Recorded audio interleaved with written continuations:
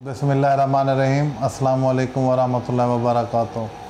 आज हम बात करेंगे कि एक शख्स को ख़ुद मुख्तार कैसे बनना चाहिए और ख़ुद मुख्तार बनने के लिए क्या इक़दाम करने चाहिए और ख़ुद मुख्तार बनने के लिए क्या तकालीफ़ उठानी पड़ती हैं।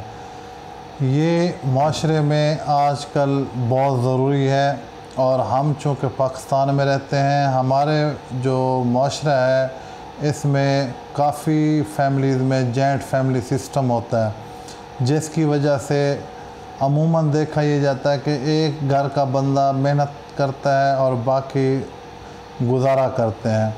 तो इस चीज़ से हम कैसे निकलेंगे, अपने आप को ख़ुद मुख्तार कैसे बनाएंगे और इसका लाए अमल क्या होगा, किस एज तक आपको ख़ुद मुख्तार होना ज़रूरी है।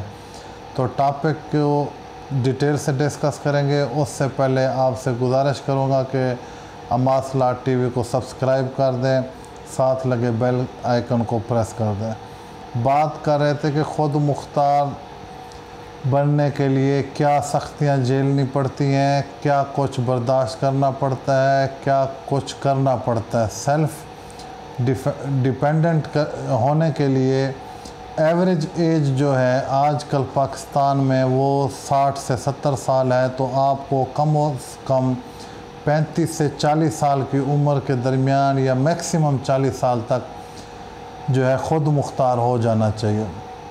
ख़ुद मुख्तार होने का ये मतलब हरगिज़ नहीं है कि आप सोशल डिस्कनेक्ट हो जाएं, रिश्तेदारों से रब्ता ख़त्म कर दें, बहन भाइयों से ताल्लुक़ ख़त्म कर दें, वालिदैन को इग्नोर करें। ये कतन मकसद नहीं है कि आप अपने जो है ना ख़ुद मुख्तारी के चक्कर में जो है वो फिर रूड हो जाएं और अकेले हो जाएं। ख़ुद मुख्तार होना बहुत अहम है ज़िंदगी में। जब बंदा मैच्योर लाइफ में जाता है, प्रोफेशनल लाइफ में जाता है, बीवी बच्चों वाला होता है, तो उसको अपने फ़ैसले ख़ुद करने चाहिए और अपने फ़ैसलों को करने के बाद इंतहाई मज़बूती से अपने फ़ैसलों पे जम जाना चाहिए। और वो फ़ैसला चाहे वक्त के ऊपर गलत भी महसूस हो रहा हो, लेकिन उस पे मज़बूत सोच के साथ खड़े होना चाहिए। इन फ्यूचर हो सकता है उसी ख़ुद मुख्तारी के फ़ैसले पे आपको कामयाबी हासिल हो। इसका फिर कह रहा हूँ कि हरगिज़ मतलब नहीं है कि आप अपने रिश्तेदारों को, सोशल नेटवर्क को, दोस्तों को और घर के अफराद को इग्नोर करें, डिस्कनेक्ट हों। आप जब ख़ुद मुख्तारी के फ़ैसले ख़ुद करेंगे, अपनी सोच रखेंगे, मस्बत सोच रखेंगे और माशरे में अच्छे फ़ैसले करके अच्छे इक़दाम करेंगे तो आप कामयाबी की तरफ जाएंगे। ये याद रखिएगा, जब आप ख़ुद मुख्तारी के फ़ैसले करना शुरू करेंगे तो आपको तकालीफ़ भी बर्दाश्त करनी पड़ेंगी, सख्तियाँ भी बर्दाश्त करनी पड़ेंगी। हो सकता है आप जब जॉइंट फैमिली सिस्टम में किसी पे डिपेंडेंट हूँ तो वो आपको मनो सलवा की सूरत में कुछ ना कुछ मिल रहा हो, लेकिन वो बेसिकली एक भिखारी सोच, भिखारी तबीयत, भिखारी जहन वाली सोच होती है।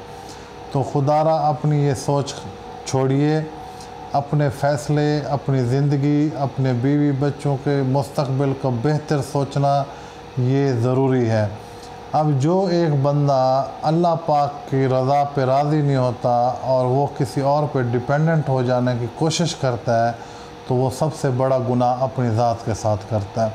जब अल्लाह ने आपका रिस्क, आपका नसीब लिख दिया है तो आपको थोड़ी सी तगो-दौ करनी है, मेहनत करनी है, अपने प्रोफेशन में लगन के साथ काम करना है, जान मारनी है, दिन रात एक भी करनी पड़ जाती है, पसीना भी बहता है, थकावट भी होती है, नींदें भी उड़ती हैं, लेकिन उसका समर आप ख़ुद भी खाते हैं, आपके बीवी बच्चे भी खाते हैं, वालिदैन बहन भाइयों की भी आप सपोर्ट बनते हैं। जिस दिन आपने अपनी सोच बदली कि आज के बाद मैं कुछ करने की कोशिश करूँगा और बजाय मांगने के, बजाय किसी की तरफ आस रखने के, बजाय किसी की तरफ आंख उठा के इस भूखी आंख के साथ देखने के कि जी मैं इस काबिल बनूं कि अपने लिए भी कुछ कर पाऊँ, अपने साथ जुड़े हुए रिश्तों के लिए भी कुछ कर पाऊँ, तो उस दिन आपकी सेल्फ़ रिस्पेक्ट भी बढ़ेगी, उस दिन आप कामयाबी की तरफ भी जाएंगे और उस दिन आपकी माशरे में भी कदर व इज़्ज़त होगी।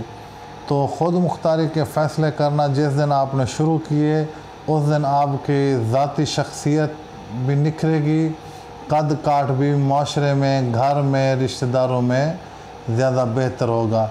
अगर आप बीवी बच्चों वाले होंगे और डिपेंडेंट होंगे किसी पे, भाई पे, वालिदैन पे, तो आप कहीं ना कहीं किसी ना किसी वक्त अपने बच्चों के सामने भी शर्मिंदगी फ़ील करते होंगे।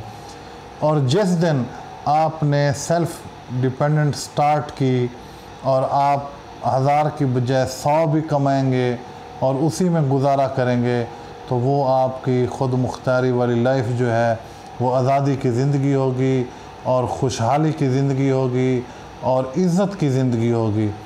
शेर बनने के लिए शेर वाली सोच भी रखनी पड़ती है, फिर शेर की तरह जीना भी पड़ता है, फिर शेर की तरह लगन भी रखनी पड़ती है।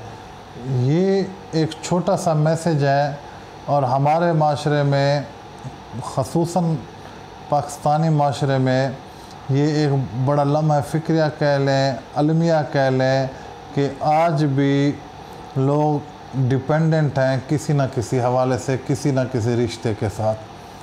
तो अपने आप के साथ वफ़ादारी करें, अल्लाह पाक की रज़ा के साथ राज़ी हूँ, अल्लाह पाक की तक़सीम में खुशहाली महसूस करें और अपने आप को ग़ुलामी और भिखारी वाली सोच से निकालें। जिस दिन आपने ये कठिन, मुश्किल और सख्त फ़ैसला ख़ुद कर लिया तो यकीन करें आप दुनिया के किसी शोबे में हैं, चाहे आप जूते पॉलिश करते हैं या चाहे आप सियासतदान हैं, चाहे आप डॉक्टर हैं, चाहे आप वकील हैं, इंजीनियर हैं, चाहे आप उस्ताद हैं, किसी भी शोबे से वाबस्तगी रखते हैं। जिस दिन आपने ख़ुद मुख्तारी वाली सोच शुरू की, आज़ाद सोच रखी, मेहनत की लगन रखी, तो यकीन करें आप उस दिन अपने पूरे कद के साथ खड़े होंगे, माशरे में, घर में, रिश्तेदारों में, सबसे पहले अपने आप के सामने। और उस दिन आपकी आँख भी शर्मिंदा नहीं होगी बल्कि आज़ादाना होगी, सोच भी। तो ये आपने इस पैगाम को मस्बत लेना है।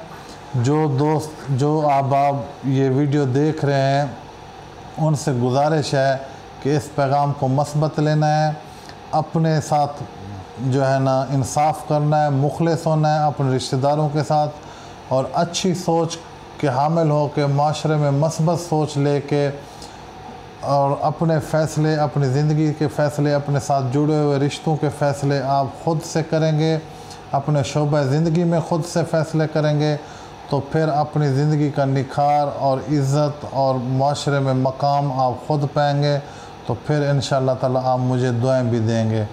तो इस दुआ के साथ आपसे इजाज़त चाहूँगा कि अल्लाह पाक हम सब का हामी और नासिर हो और हम सब को इज़्ज़तदार ज़िंदगी दे, ग़ुलामाना सोच और भिखारी सोच से आज़ादाना ज़िंदगी दे और अपने फ़ैसले ख़ुद करने की हिम्मत, हौसला दे और अपनी ज़िंदगी को बेहतर से बेहतरीन बनाने की कोशिश करने की हिम्मत व हौसला दे। जज़ाकल्लाह।